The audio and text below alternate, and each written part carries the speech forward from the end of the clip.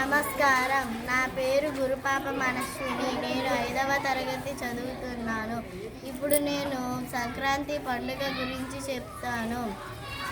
హిందువులు జరుపుకునే ముఖ్యమైన పండుగలలో సంక్రాంతి ఒక పండుగ.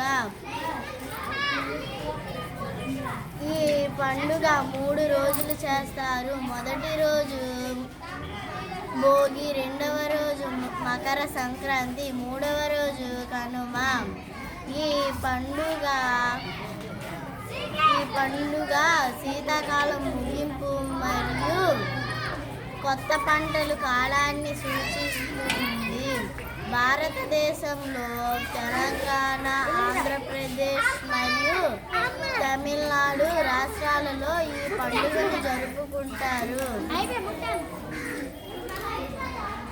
భోగి రోజు ఉదయాన్నే లేచి భోగి మంటను వేస్తారు.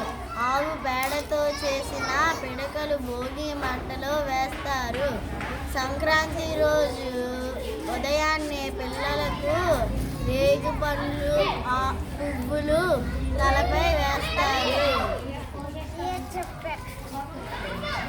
పండుగ రోజు ఆడవాళ్ళు ఉదయాన్నే లేచి రంగురంగుల ముగ్గులు వేస్తారు. గొబ్బియ్యల్లో పెట్టి పాటలు పాడుతారు. పిల్లలు గాలిపటాలు ఎగరవేస్తారు.